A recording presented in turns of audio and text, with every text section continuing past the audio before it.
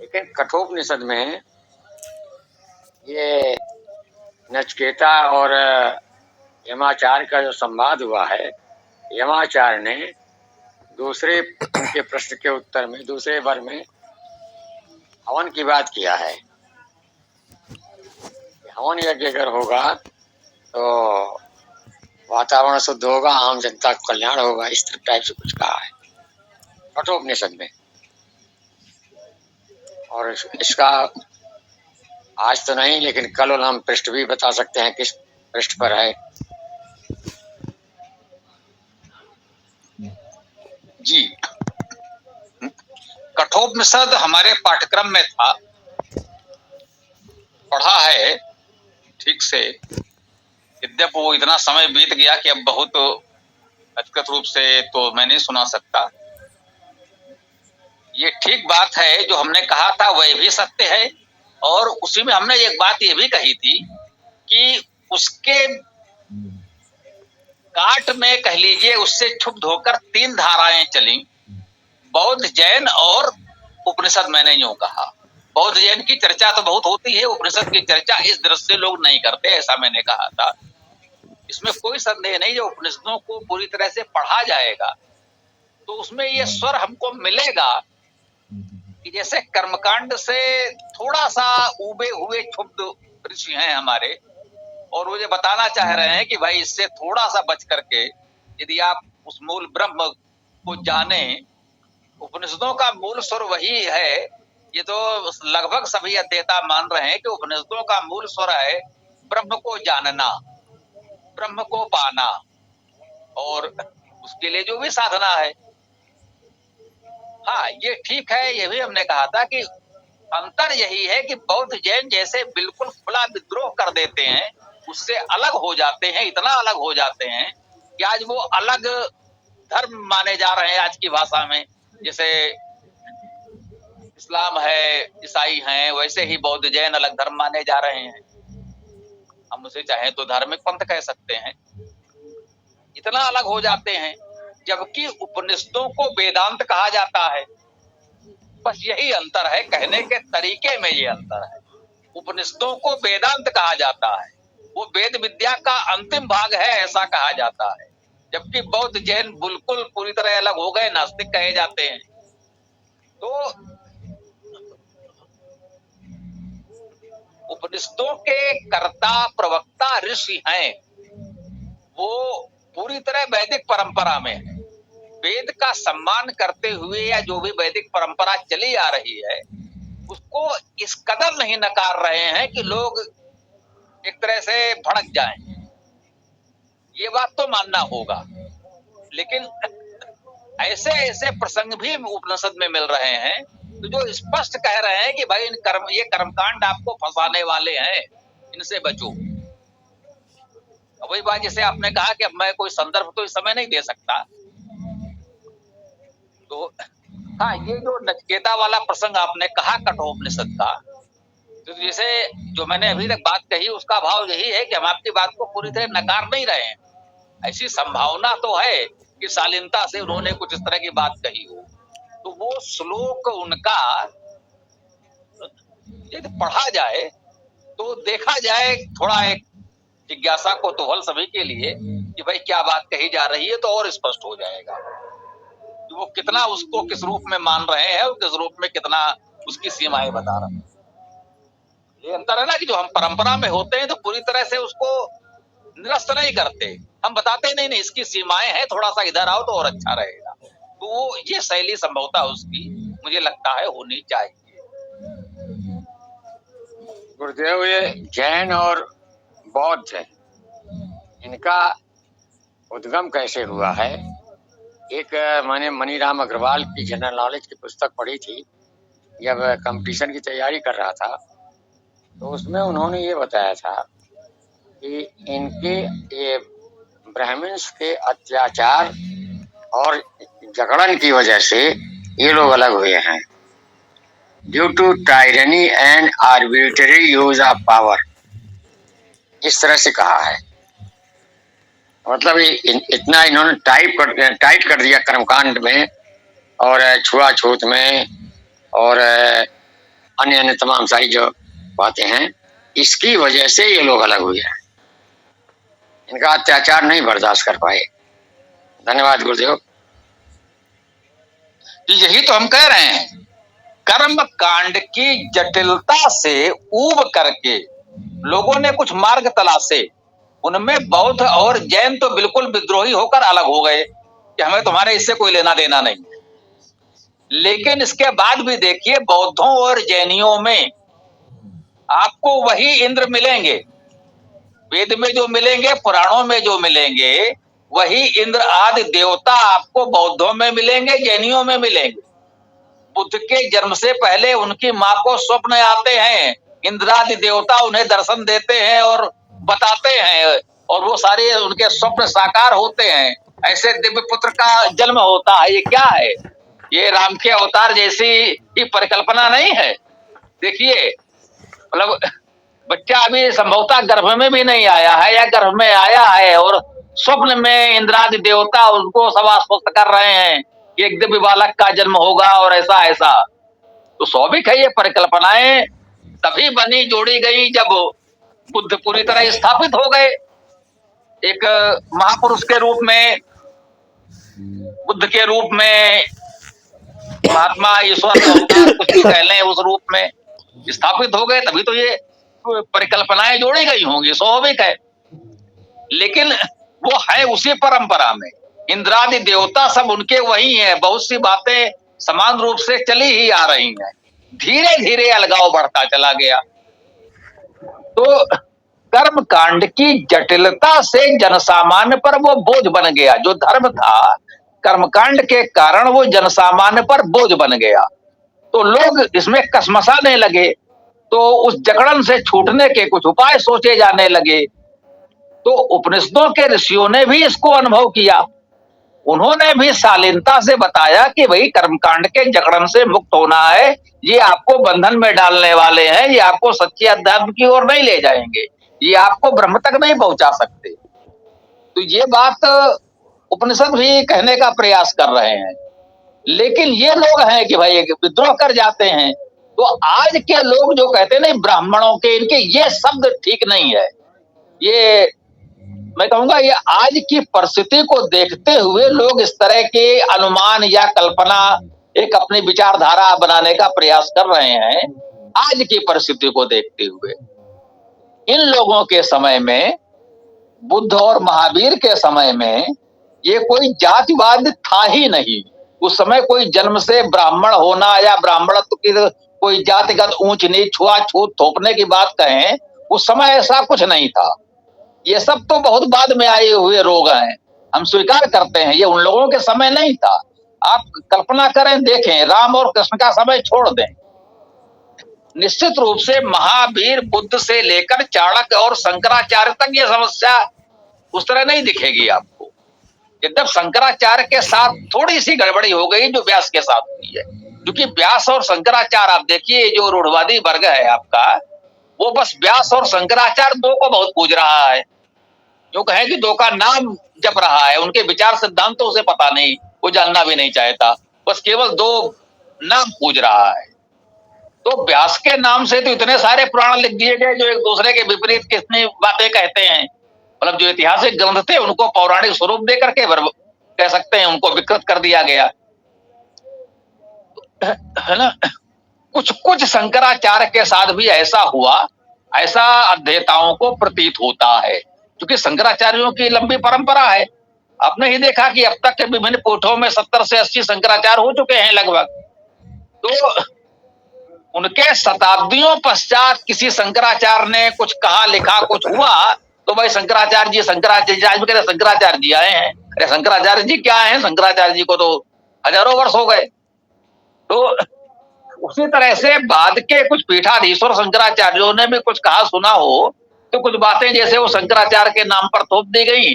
तो आदि शंकराचार्य और बाद के शंकराचार्य में ये कहीं कहीं अंतर नहीं हो पाता है कि ये बात आदि शंकराचार्य की कही हुई है या बाद के शंकराचार्य की कही हुई है। तो कुछ बातों में कहीं कहीं ये भ्रम मिलता है। लेकिन आदि शंकराचार्य का जहां तक प्रश्न है, देखिए बात आई कल ही, तो अमन ने भी कहा, हमने भी शंकर दिग्विजय पढ़ा है, उसमें भी कहीं कोई मंदिर आदि नहीं है। कोई मूर्ति मंदिर शंकराचार्य के समय नहीं है। अब बाद के शंकराचार्य के समय रहा हो और किसी ने कहीं लिख दिया हो, लोग उसे उसी शंकराचार्य का मान ले, तो ये उदाहरण के लिए मैंने कहा मंदिर की बात। वही बात कर्मकांडों की या अन्य विषयों की भी है, जातिवाद की भी है। तो जन्मगत जातियां, जो मेरी अपनी अवधारणा है, जो अध्ययन चिंतन हमारा हो पाया है, तो ये चीजें चाणक्य और शंकराचार्य तक नहीं मिल रही हैं। ये शंकराचार्य के कुछ बाद में ये सब बातें आरंभ हुई हैं। उसमें ये जातिवाद और मंदिर मूर्तियां लगभग समान कह सकते हैं, एक के आसपास ही आई हैं, एक दूसरे से जुड़ी हुई हैं। मंदिर बने, मंदिर में जो बैठ गए, अब वो सत्ता छोड़ना नहीं चाहते, तो वो जन्मगत बना दिया गया कि नहीं भाई, वो बस इन्हीं के परिवार के लोग होंगे, यही सब होंगे, बाहर से किसी को ना आने दो, जिसे आजकल परिवारवाद कहा जाता है। तो यूं कहें कि पहले मंदिरों के पुजारी पद को पारिवारिक बनाया गया, एक प्रकार से परिवारवाद थोपा गया, वही कुछ शताब्दियों में धीरे धीरे जातिवाद में बदल गया। क्योंकि उस परिवार के पीढ़ियां जब बढ़ती गई तो उनकी संख्या बहुत हो गई, तो अब वो एक प्रकार से परिवार से जाति कहे जाने लगी। तो मुझे लगता है जातिवाद इस तरह से उत्पन्न हुआ होगा। मंदिर बने, मंदिर के पुजारी महंत बने, उनके आय भोग विलास के साधन बने, अब उस पर अपने परिवार का अधिकार बना रहे, इसलिए परिवारवाद बना, जो धीरे धीरे जातिवाद में परिवर्तित हो गया और धीरे धीरे और विकृत होता चला गया। तो कुछ इस तरह से हुआ होगा, स्पष्ट है, ये अनुमान है। जो मैंने कहा, जो मेरा अध्ययन चिंतन है उसके आधार पर ये अनुमान है। ऐसा नहीं कह सकते कि शब्दशः इसका कोई मुझे प्रमाण मिला है जो बिल्कुल कह दो कि नहीं नहीं ये उस ग्रंथ में 2000 वर्ष पहले के इस ग्रंथ में लिखा है जो शब्दशः सत्य है, ऐसा नहीं कह सकते। लेकिन एक समझा जा सकता है पूरी प्रक्रिया को देखते हुए कि संभवतः ऐसा कुछ रहा होगा। गुरुदेव, जो आप बता रहे हैं कि कल्पनाएं, जो जन्म से पूर्व की कल्पनाएं, बाद की कल्पनाएं बौद्ध में भी हैं, और इसको जो है अजंता की गुफाओं में चित्र बना करके दिखाया गया है। मैंने जो है वहाँ देखा, गाइड बता रहे थे कि बौद्ध के आने से पहले ये स्थितियां ऐसी ऐसी स्वप्न हुआ, और एक आत्मा आ रही है, आने वाली है, फिर ये होगा, इस टाइप से कुछ है उन्होंने कहा। अब ये मैं नहीं कह सकता कि वो हीनयान, वज्रयान, महायान इस टाइप का कुछ है या कैसे है, ये जानकारी नहीं हो पाई। लेकिन कल्पनाओं वाली जो आप बता रहे हैं, ये वहां पर चित्र में बना करके अजंता की गुफाओं में दिखाया गया है। मैंने इसको देखा है, औरंगाबाद डिस्ट्रिक्ट, महाराष्ट्र। धन्यवाद गुरुदेव। ये बिल्कुल ठीक है। जातक कथाएं हैं, बुद्ध के कथित 500 पूर्व जन्मों की बातें हैं। अब बुद्ध के पूर्व 500 जन्मों की बातें किसने कैसे बताई? बुद्ध ने भी नहीं बताई।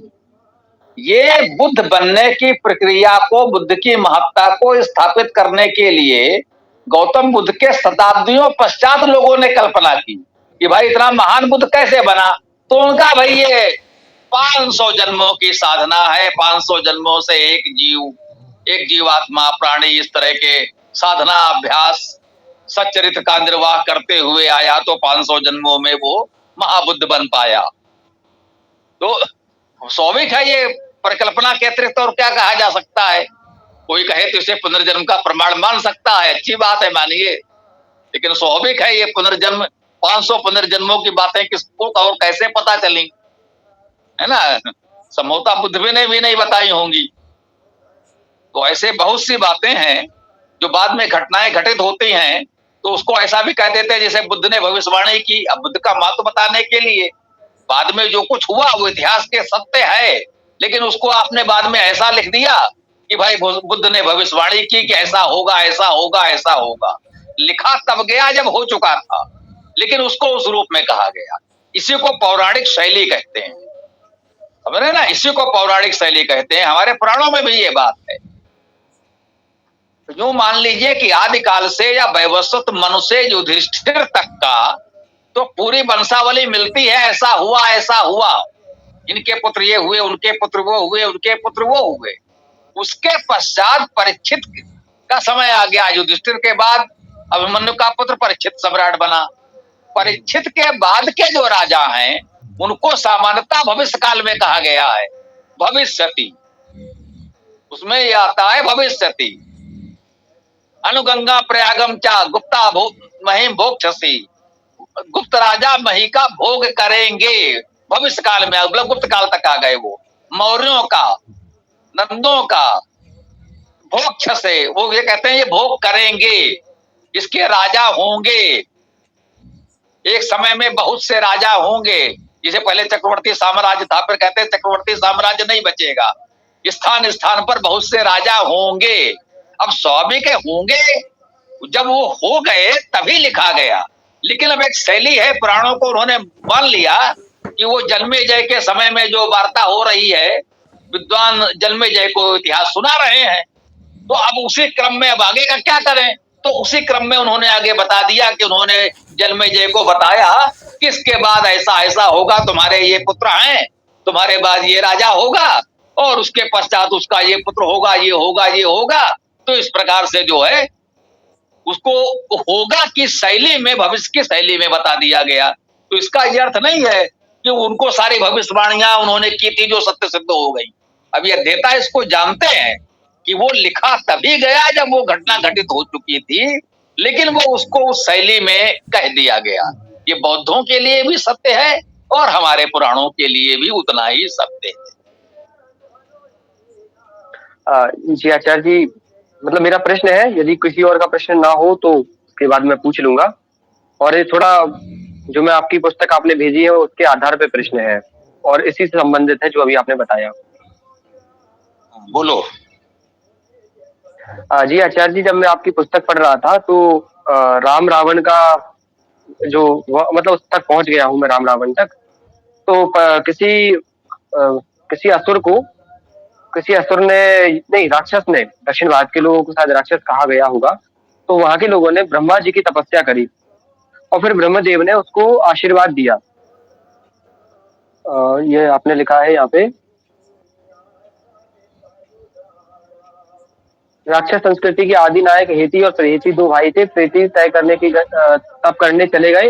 हेती ने साम्राज्य का दायित्व संभाला। हेती का विवाह से भया से हो गया। इसके बाद में किसी ने ब्रह्मा की तपस्या करी, यहाँ लिखा हुआ कहीं।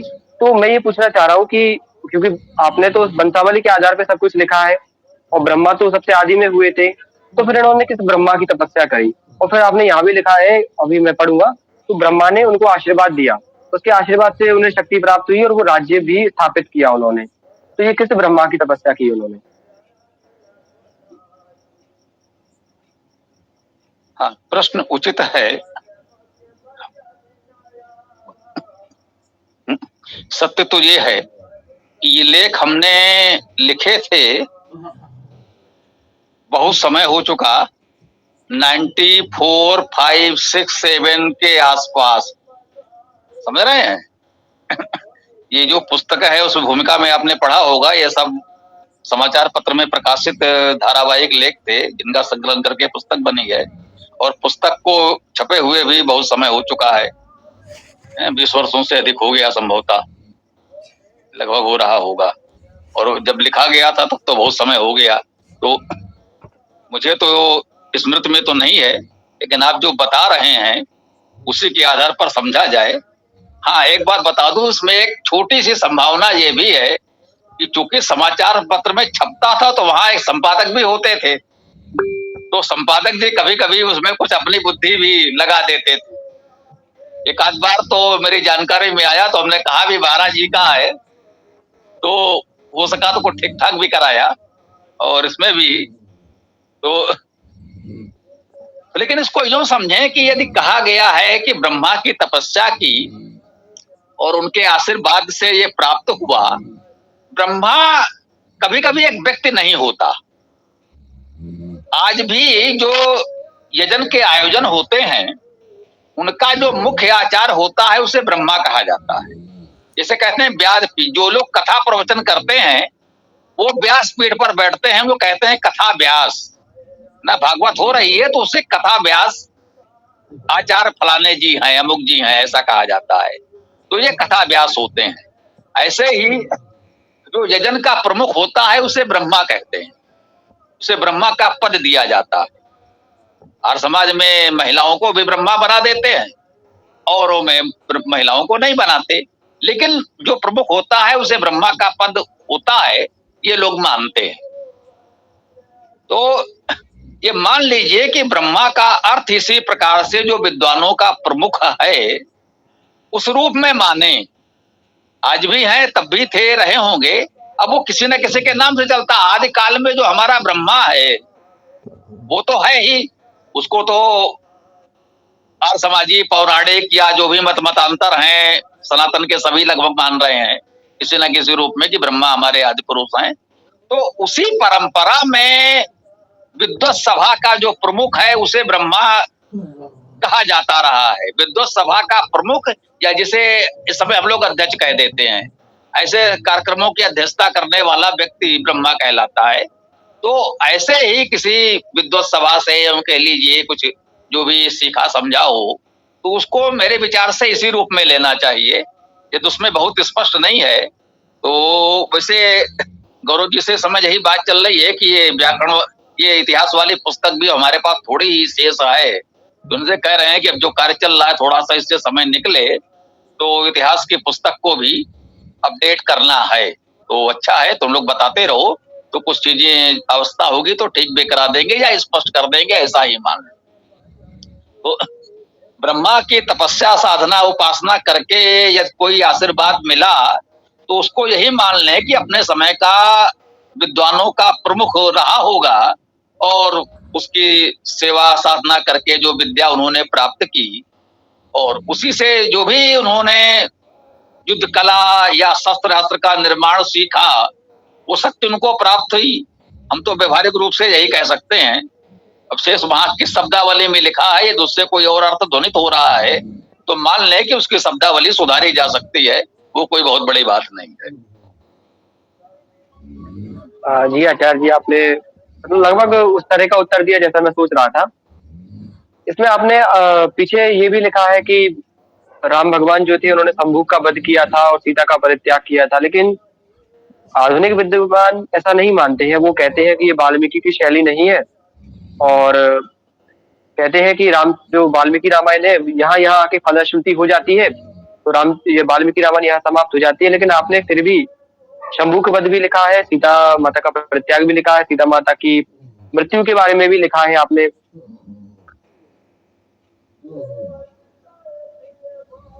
जी, ये सत्य है कि हमने लिखा है, इसमें कोई संदेह नहीं है। जो कहा कि आधुनिक विद्वान ऐसा मानते हैं, ये अब आधुनिक विद्वान की क्या परिभाषा है ये समझना तो कठिन है।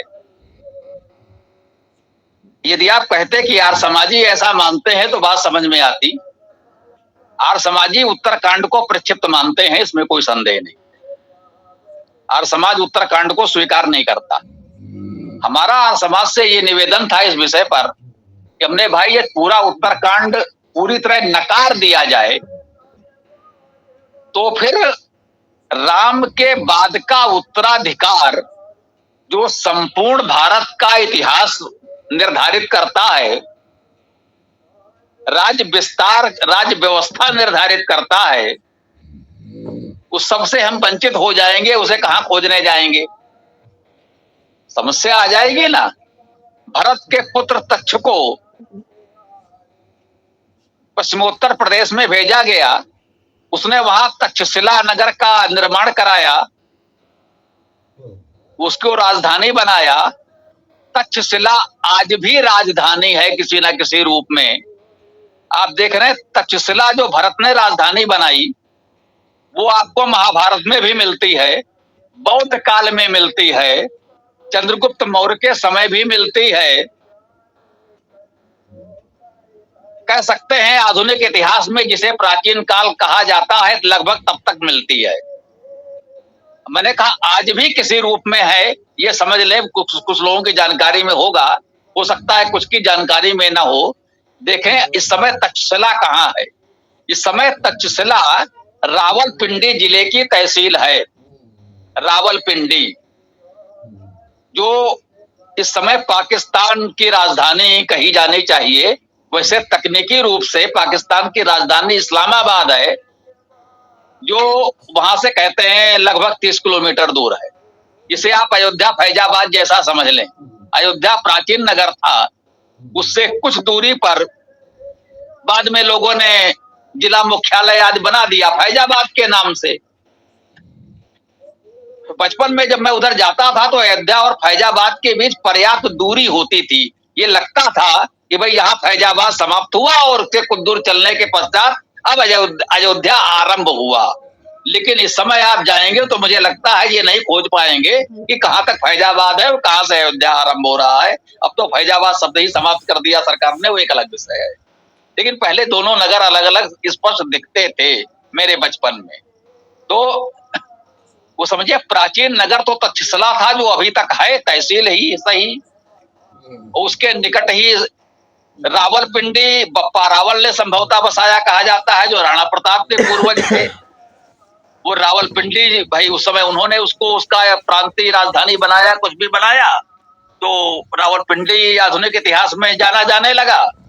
पाकिस्तान बना तो एक नया नगर उन्होंने उसके निकट इस्लामाबाद बना दिया व्यवस्थित, तो अब इस्लामाबाद को अधिक जाना जाने लगा। इस्लामाबाद, रावलपिंडी, तक्षशिला कुल मिलाकर एक ही है, मैं ये कहना चाहता हूँ। और वो भरत के पुत्र तक्ष ने जाकर वहां राजधानी बसाई, क्योंकि उनके ननिहाल था केकय देश, और केकय देश में ही ये तक्षशिला बसी है। और जानकारी के लिए बता दूं, आपके प्रश्न से थोड़ा अलग है लेकिन जानकारी उपयोगी है, क्योंकि आपने इतिहास की बात की है, इसलिए ये स्पष्ट हो जाना चाहिए। रामायण में जिसे केकय देश कहा गया है, आप देखिए केकई का पुत्र भरत वहां पर जाकर तक्ष नाम का वो पुत्र तक्षशिला राजधानी स्थापित करता है। केकय देश का प्रभार राज्य उसको मिलता है। चक्रवर्ती साम्राज्य में ऐसे राज्यों के राज्यपाल बनाए जाते थे, जैसे इस समय हम लोग राज्यपाल कहते हैं, राज्यपाल बना दिए जाते हैं, उनको वहां का राज्यपाल नियुक्त कर दिया केंद्र सरकार ने। वैसे उस समय चक्रवर्ती साम्राज्य में केंद्र से राज्यों के राज्यपाल नियुक्त कर दिए जाते थे। उस समय की भाषा में उनको राजा ही कहते थे। जैसे अचानक कर्ण को अंग देश का राजा बना दिया गया, हाँ वो उनके साम्राज्य में ठीक है, जो बात आई तो तत्काल उसने कहा ठीक है, मैंने तुमको अंग देश का राज्यपाल नियुक्त किया। जैसे इस समय राज्यपाल कहते हैं, उस समय सीधे राजा शब्द प्रयोग होता था। इसको इस प्रकार से हमें जानना चाहिए, जो पूरी तरह सत्य है, इसमें कोई संदेह की बात नहीं है। तो तक्ष को वहां नियुक्त किया जाता है। चारों भाइयों के दो दो पुत्र हैं। इस प्रकार से पूरे साम्राज्य को लगभग 8 भागों में बांट करके सबको क्षेत्रीय राजा बनाया जाता है। पूरे साम्राज्य को किस तरह व्यवस्थित किया जाता है, कहां कहां विद्रोह होते हैं, उन विद्रोहों का दमन कैसे कैसे कौन कौन करता है, ये एक हमारे लिए गर्व करने योग्य उत्तम इतिहास है या नहीं है।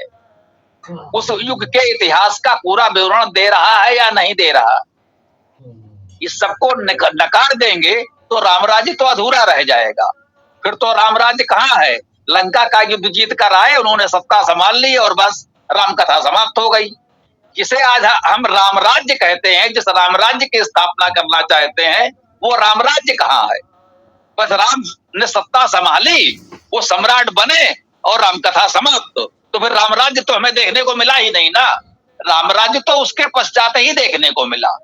हाँ, संभोग वध और सीता का निष्कासन दो प्रसंग ऐसे हैं जो कह सकते हैं कि रामराज्य पर थोड़ा सा एक ऐसी बात डालते हैं जिससे लोग बचने के लिए कि भाई भगवान राम की इच्छा भी धूमिल ना हो।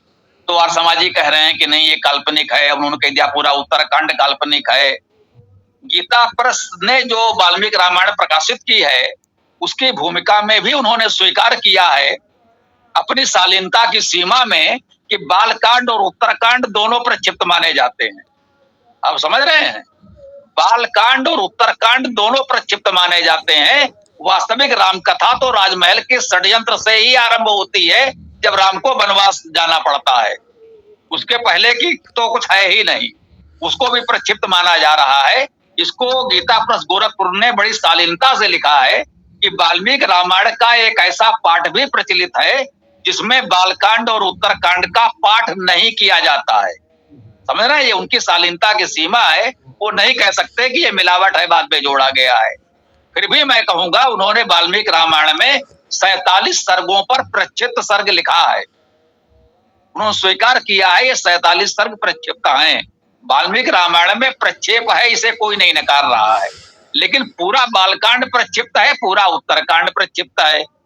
हो सकता है पहले संस्करण में ये ना रहे हों, लेकिन बाद में राम के जीवन को पूरा दिखाने के लिए इसको जोड़ा गया हो सकता है महर्षि वाल्मीकि ने ये दोनों कांड न लिखे हों, मैं स्वीकार करता हूं, उनके किसी शिष्य ने ये दो कांड जोड़े हों, इसकी संभावना है, मैं नकार नहीं रहा।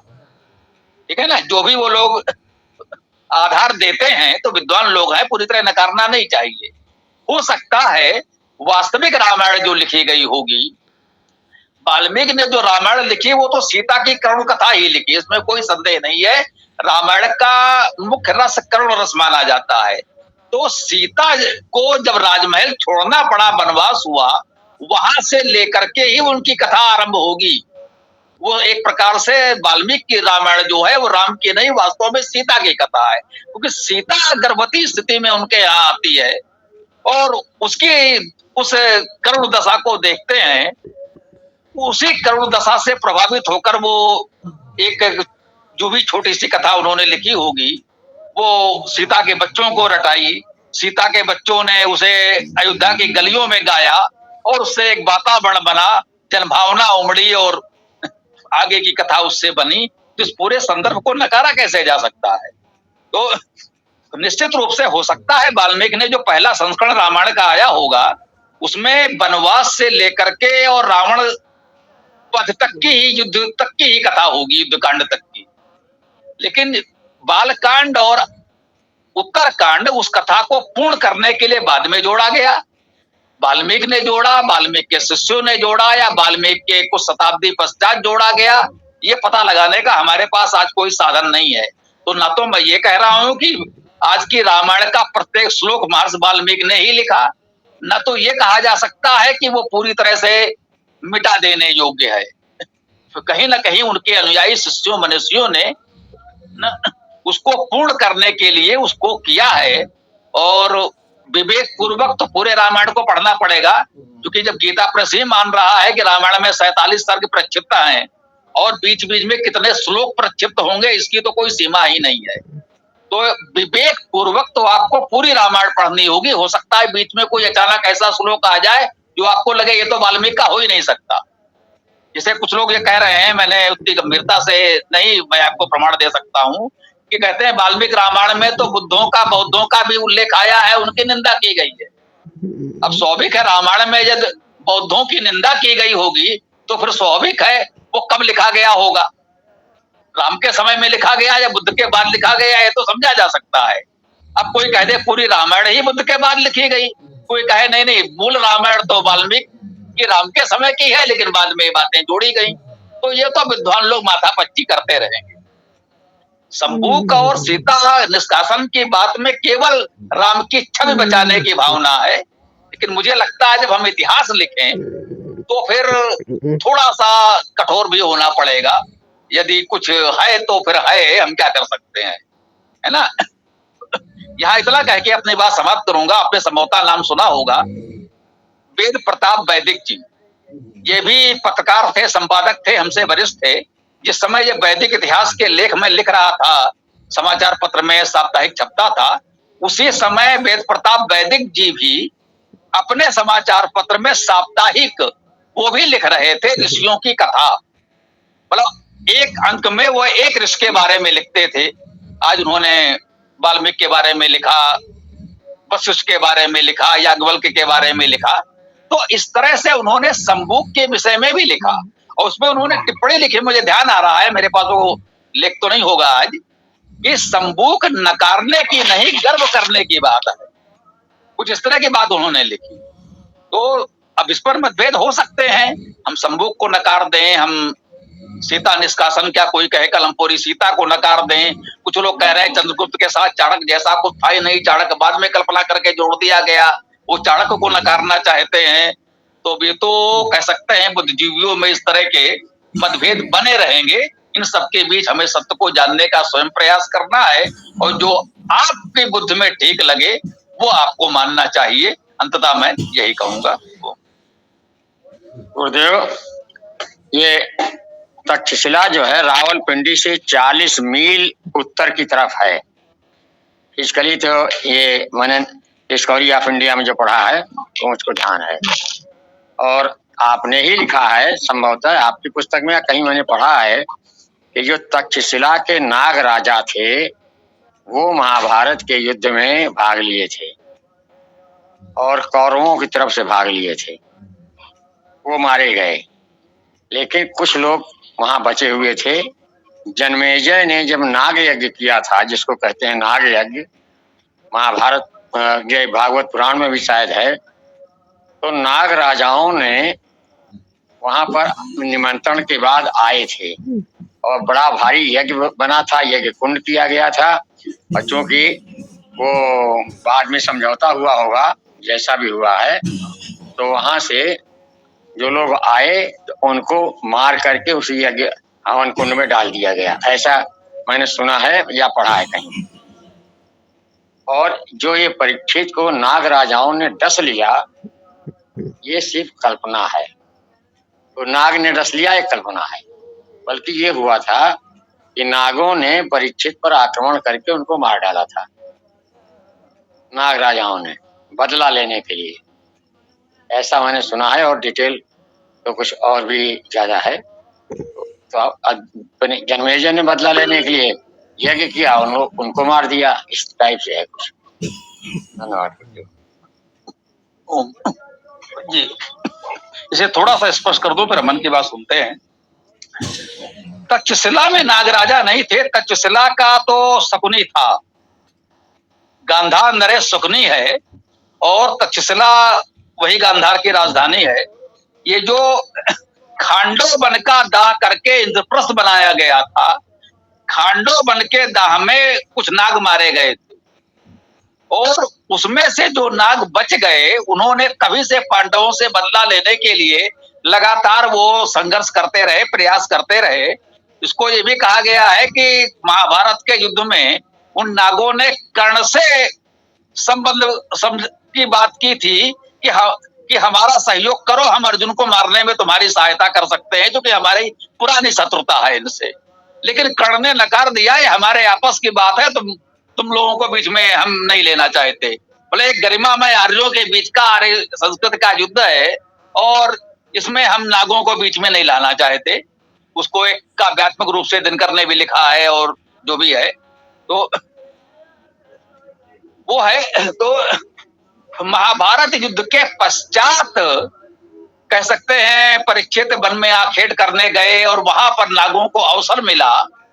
तो जैसे खांडो वन में बहुत से नाग जीवित जल गए थे, खांडो वन को जलाया गया था, तो खांडो वन को जलाने में बहुत से नाग जीवित जल गए थे। वो पीड़ा थी तो कहीं आखेट करने गए परीक्षित, उनको भी मिल गए। तो ये पीढ़ियों से दबी हुई पीड़ा एकदम से भड़क गई और शायद परीक्षित को भी इसी तरह से जला दिया गया। जलाने तो जो भी जली हुई अवस्था में, घायल अवस्था में उनको लाया गया, उपचार किया गया होगा। अंत में हुआ कि अब इनका बचना संभव नहीं है, तो जो बाद में ये किया गया तो उसने भाई पूछा होगा भाई ये क्या है, मेरे साथ ऐसा क्यों हुआ। लोगों ने तब वो पूरी बात बताई कि तुम्हारे पूर्वजों के समय से शत्रुता चली आ रही है, खांडो वन के उसमें खांडो वन जलाने में कुछ नाग जल गए थे, तब से शत्रुता लगातार चली आ रही है। संभवतः इसी कारण से आज उन्होंने तो संयोग से उनके वंशज हो इसलिए तुमसे बदला लिया उन्होंने। तो वो फिर कथा बताई जाती है, पूर्वज खंडो सब पूरा मिला करके। तो ये नागों की शत्रुता जो है वो खांडो बंदा से है, उसका केकय प्रदेश, गांधार प्रदेश, तक्षशिला से कोई संबंध नहीं है। बाकी तो दूरी थोड़ी बहुत इधर उधर जो हमने कहा, आपने कहा, लगभग एक ही बात है। हाँ अमन बोलो। जी आचार्य जी, जितना मैं इतना आपकी पुस्तक तो पढ़ ही रहा हूँ मैं। पहले मैंने जो इतिहास का अध्ययन किया है, जैसे पुस्तकों के नाम तो मैं भूल गया, पौराणिक पुस्तकें ही है जिसमें इस प्रकार से लिखा गया था कि उन्होंने ये किया, उन्होंने वो किया, 7 दिन में ये हुआ था। फिर परीक्षित को वेद व्यास जी के पुत्र ने कथा सुनाई, उसके बाद उनका ये सब हुआ। लेकिन वो मुझे कल चमत्कार अधिक लगता था, लेकिन जब आपकी ये पुस्तक पढ़ रहा हूँ तो मेरे विचार बिल्कुल ही बदलते जा रहे हैं और मुझे दुःख बहुत ज़्यादा हो रहा है। मतलब आप मेरी मतलब भावनाओं को समझ सकते हैं कि जो मैं मन में बिठा के घूम रहा था कि ये हुआ, वो हुआ, चमत्कार हुए थे बहुत सारे, लेकिन यहाँ पे सब कुछ लॉजिक पे आके अटक जाता है। एक और इसमें लॉजिक ये भी है कि आप जो लॉजिक की बात कर रहे हैं, लेकिन बीच में फिर आप भी शाप की बातें करने लगते हैं। यदि हम हर बात को लॉजिक पे तौल रहे हैं आपकी पुस्तक में, हर बात को हम ये मान रहे हैं, लेकिन फिर आप भी शाप की बातें कर रहे हैं। जी ओम नमस्ते। थोड़ा हम रुको आपको मुझे तो बता लेने दो, फिर बताना। उसने मेरे से प्रश्न किया है भैया, इस वैदिक इतिहास की पुस्तक को जब पूरा कर लोगे तो ये समस्या समाधान हो जाएगी। उसमें एक विषय या अध्याय ये भी है कि वरदान, शाप, नियोग, इन तीनों व्यवस्थाओं को हमने पूरी तरह से वहां स्पष्ट कर दिया है। ये क्या होते हैं? ये प्राचीन समय की व्यवस्थाएं हैं। वरदान, शाप और नियोग आज ये प्रचलन में नहीं है, इसलिए अटपटा लगता है, अद्भुत लगता है, ये क्या हो सकता है। परंतु उस काल में, वैदिक काल में वरदान, शाप, नियोग की परंपरा थी। ये सामाजिक व्यवस्थाएं थी, ये चमत्कार नहीं है। चमत्कार से बचो। अब तुम्हें एक प्रसंग बताता हूं, स्पष्ट हो जाएगा। जो महाभारत का सबसे चर्चित प्रसंग है, द्रौपदी का चीरहरण जिसे कहा जाता है।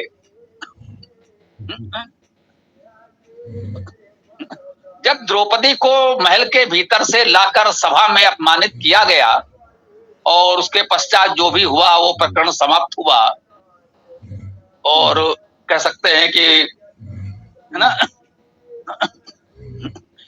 यूं कहे कि द्रौपदी के उस अपमान के पश्चात राजसभा स्वाभाविक रूप से विक्षुब्ध हो गई और अलग अलग स्थितियों में हुआ। और भीष्म, हाँ, मूल महाभारत पढ़िएगा, इस सीरियल वगैरह में नहीं। तो कहीं ना कहीं बड़ों ने देखा कि भाई ये ठीक नहीं है, क्या है, और कुछ आपस में चर्चा हुई। तो कहते हैं महाराज धृतराष्ट्र, उस समय सत्तासीन महाराज धृतराष्ट्र ही थे, जैसे भी थे, धृतराष्ट्र अंधे थे। इतने कोताहल को देखकर उनको लगा ये हो क्या रहा है राजसभा में। बेचारे को दिख तो कुछ रहा नहीं था, केवल कुछ सुना ही पड़ता था। उसने पूछा भाई ये क्या हो रहा है। लोगों ने बताया महाराज यहाँ तो ऐसा ऐसा बहुत कुछ गड़बड़ हो गया है। तो उसने बुलाया, द्रौपदी को बुलाया धृतराष्ट्र ने। उसने कहा बेटा, मेरी जानकारी में आया है कि तुम्हारे साथ बहुत अन्याय हुआ है, अशिष्टता हुई है, और मुझे लगता है कुरुकुल की मर्यादा के अनुकूल नहीं था। हम तुमसे क्षमा चाहते हैं, तुम जो वरदान मांगना चाहो मांग लो। ध्यान दीजिएगा, धृतराष्ट्र भी द्रौपदी से कह रहा है तुम जो वरदान मांगना चाहो मांग लो। दशरथ ने कैकेयी को वरदान मांगने को कहा था। वरदान में क्या मांगा? भरत का राज्य और राम का वनवास। मतलब ऐसा कुछ नहीं वरदान मांगा दिया जा रहा है जो आपको लगे कि सूरज चांद तारे लाके मेरे झोली में डाल दो। वरदान वही, माने कुल मिलाकर कुछ वचन पूरा किया जा रहा है। दशरथ ने कहा बेटा तुम मांगो, तुम्हें क्या मांगना है, तुम्हारे साथ ये अनुचित हुआ है, तो जो मुझसे संभव है तुम जो मांगोगे हम दे देंगे। तो द्रौपदी ने कहा ठीक है, आप हमको दासत्व से मुक्त कर दीजिए। उन्होंने जुए में जीत कर हमें दासी बना लिया था, इसीलिए ये सब कर पाए। तो आप मुझे दासत्व से मुक्त कर दीजिए, समस्या समाप्त। उनका ठीक है बेटा, मैंने तुमको दासत्व से मुक्त किया। अब वो सम्राट है, जब उसने दासत्व से मुक्त कर दिया तो बाकी लोगों की तो कोई स्थिति बनती नहीं। उसने दासत्व से मुक्त कर दिया, ठीक है भाई। फिर उसको लगा नहीं, कितने में तो न्याय नहीं हुआ।